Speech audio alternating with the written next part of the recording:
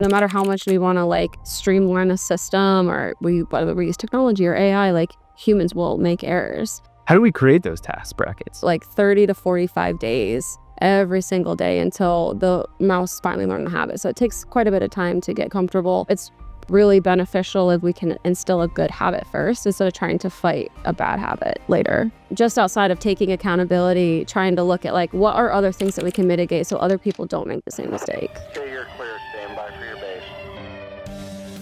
We are still on site here at Fast 25. In fact, the conference just wrapped up, and I am making Shay Montgomery stay late with me to talk about her talk. She was one of the last speakers to get up there and chat and gave a phenomenal talk about kind of human error and the science behind it and how we can do better, which I really enjoyed. Would you mind just setting the stage for kind of early on in your career, how there was a human error mistake that kind of set up this talk? Yeah, absolutely. So as a new flight nurse, pretty fresh off orientation, I forgot our drug bag going to the scene of a very, very critical patient. And so without having our drug bag, which had not just our paralytics, it had our entire drug library in it, we really weren't able to help this patient who was a burn victim, about 80% total body surface area, and they needed an airway emergently. So it was a really, really tough position to be in as a new flight clinician on how to handle it. And really the only thing that kind of saved my part and I is that we had landed at the hospital that was a critical access hospital. So there was at least a doctor and some paralytics inside and they were able to intubate the patient. But it left me obviously not feeling very good as a new clinician who wants to master their job and be good at it. And it wasn't until a lot longer after I was able to kind of process the, embarrassment and the ego hit and everything that I realized there was actually a lot of factors that went into that mistake. And just outside of taking accountability, trying to look at like what are other things that we can mitigate so other people don't make the same mistake. Yeah, and as you started to talk about the different factors, you brought up this concept of task bracketing or chunking. Yes. Yeah, so I did a lot of research. MIT's done a ton of research and Dr. Ann Gabriel on what exact part of the brain is responsible for task bracketing. And so when we do things that we're used to performing, it seems like a smooth motion. But it's really your brain taking tiny little motions and putting them together to get you to a goal. And so that's essentially what a task bracket is. And if we're not experienced enough to have a whole library of task brackets, and it's hard for us to troubleshoot things in the moment or remember to do things if we don't have a bank of task brackets. How do we create those task brackets? So you have to do something over and over repetitively, essentially. I think they studied these mice for like 30 to 45 days. Every single day until the mouse finally learn the habit. So it takes quite a bit of time to get comfortable with something that will actually do it on autopilot.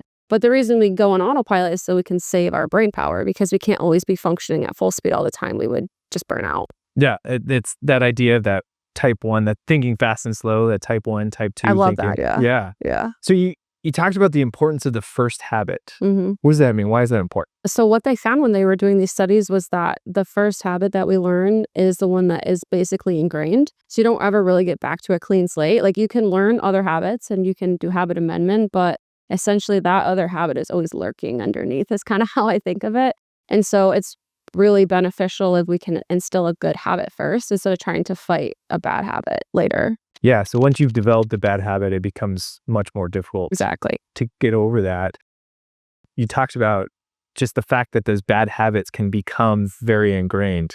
Yeah, exactly. And even to the point where we'll do them even if a habit doesn't serve us anymore. So even if the You've reward, lost the reward. yeah, we'll still do it just because we're used to doing it. So Yeah. it doesn't serve us at all. Yeah. Yeah. What about this idea of the goal-oriented stimulus? Yeah, so I thought this was really interesting. When we're trying to shift the goal that we want to get to and get ourselves out of autopilot, a lot of times, like say we have a checklist, we'll breeze through it. Be like, yes, I have my drugs, I have my narcs, I have everything. But we can't really just breeze through it because that still keeps us in autopilot. So we have to get our brain to think of something totally different. So it has to be, okay, I see that my drugs are sitting in the chair, I'm physically touching them. That's enough to break that stimulus. So something from the environment has to change for our brain to get out of whatever autopilot we're in because it does it so hardcore. Yeah, and the example you brought up was this idea of, okay, I forgot the narc bag. So next time I go to the helicopter, I'm going to stop and ask myself, do I have everything I need? Not do I, but where are the things I need? Exactly. And I have to physically point it out. Yes. Exactly. And so the do I have everything I need, you can easily answer that yes Yeah. without knowing I'd that be you totally wrong. actually have everything you need. And so the idea of a checklist and physically seeing and being prompted to think about the thing you Yeah, need to know. exactly. What about the importance of preceptors early on for trainers or trainees? Oh, it's so important. I think one of the most fascinating things I looked up was like that most preceptors actually felt unprepared to be a preceptor. And thinking back on a couple places I've worked before, we didn't have a preceptor training program. So they were like, "Oh, you do your job really well. You can train someone else." But like our goal isn't to make mini us. Our goal is to create independent critical thinkers essentially. So that was one thing I thought was really interesting is like the power of the preceptor is so important. That's who you're going to learn your habits from. That's whose filing cabinet you're going to pull from when you don't know how to do something. So we need to have strong, confident and competent preceptors for our new hires. Yeah, the idea that I can do this job really well is so different from the idea that I can pass that knowledge on to someone Yeah. else. So training the individual how to do that, how to pass on that knowledge, and standardizing that, as Rich Levitan talked about on the first day. You know, I had a conversation with somebody who's a preceptor where I work, and they said something I thought was really cool. They were orienting someone who was kind of towards the end of their orientation where you're not holding their hand as much. You want them to be thinking independently. They had a really sick patient, and the orientee looked at him and they said, "Is there anything else that you want me to do?" And his response was, "I want you to think about what the patient wants you to do." So like precepting is it's not about pleasing me. It's forcing that critical thinking where it's you and the patient now. And I just really like that. Oh, totally. Have you read the book, The Subtle Art of Not Giving a Fuck? No, but I've heard of it a lot. I think Yes. I need Yeah, to. you do. It's a good book. And it goes, when I was early on training, there was a big shift in me when I went from trying to think about what does my preceptor want from me? What are they expecting me to do right now? Am I doing the right thing? Are they wanting me to do something else? And I was constantly trying to figure out how to please my preceptor, and I was doing miserable. I was doing horrible in the field training program. And then when I took that into working in the hospital and doing hospital-based rotations, and it wasn't until I made this mind shift of not worrying about what they were thinking about me and instead showing up and just doing work. And I think it was a rotation that I wasn't that invested in. I was like OB or something. And I was like, I don't care what my preceptor thinks about me today. I'm just going to show up and try to be helpful and just learn as much as I can to benefit me. And then I got the best marks I ever got. That's so interesting. And it made this mind shift of like, okay, I need to worry less about others and I need to worry about myself. And like, am I learning what I need to learn? Not am I showing them that I learned what I needed to learn, but just did I actually learn? And then being as helpful as I could, showing up and just doing work. And so the book talks a little bit about when we stop caring about what other people are thinking about us, we tend to do and perform better. I know when I have a preceptor in a situation, it's a little unsettling when you do a job for like a long time and then you start a new program because you're kind of back at the totem pole.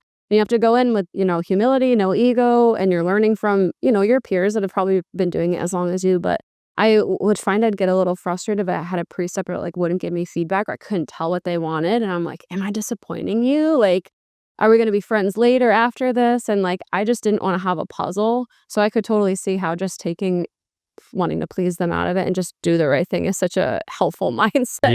Yes, Yeah. absolutely. You also talked about how shift fatigue plays into this. Yeah, absolutely. I've worked every kind of shift type there is, 12, 24, 48. When you're at a busy service working 48s, fatigue is such a huge thing that you have to mitigate, especially if your program doesn't have a strong rest policy per se. Like at about 16 hours is when the brain starts thinking, I'd like some sleep now. And you start to lose like your cognitive thinking, everything slows down. And so, we're doing pretty important things like you don't want to be doing it under a situation like that. And so if you're pushing yourself, you're taking a flight or a call and you're in that state, you're going to be delayed. You're not going to be performing at your best. So, absolutely. You wrapped it up with human error is inevitable and punishment does not help. Yeah, I like that point. I've as I said, everybody who's done some kind of medical job has probably sat through a Just Culture class and has heard it. But I just think that's really impactful because no matter how much we want to like streamline a system or whether we use technology or AI, like humans will make errors. There's the three, like human error, at risk, and then like you're deliberately actually like hurting people. There's punishment for that. But for somebody who truly makes an accident, the best thing to do is change something in the system so they don't make it or actually just offer peer support to them. instead of degrading them or giving punishment just to say that you did it to cover yourself. It doesn't help anybody. It doesn't help them because it's going to happen. So really, we should be supporting them, even if it's like mental health support. Yeah. Yeah. Yeah. Because honestly, the knowledge of making that mistake for the vast majority of individuals is going to be punishment enough. Oh, it's enough for me. Yeah. Yeah. Exactly. I feel so guilty anyways. I'm like, Exactly. whatever else you give me is just, Exactly. It's almost, they need the opposite in that moment. They're punishing themselves and you need to figure out how to 100%, support them, lift them up, help them learn, help them get better. Yeah, exactly. Sweet. Anything else you'd like to leave our listeners with? I think, it's just okay to be new. I think everybody wants to be to the point where they have a ton of experience because no one wants to be bad at anything. But just like soak it in, find the mentors that you resonate with. You might not resonate with everybody, but I think if you feel bad about a mistake, that obviously shows good character. So feel bad, but don't let it stop you from going on and being a good clinician or a good provider. Yeah, that's phenomenal. Tell everyone where they can find you online or listen to you. Oh, sure. Yeah. Primarily, I have a TikTok. It's Flight Nurse Shay. You can follow. And then I co-host Asthma's podcast called Runways and Roadways. And that's available on Apple and Spotify. Sweet. Awesome. Sweet. Thank you Thanks so for much. having me. Yeah, it was great to talk with you. Bound clear, number 2, go ahead.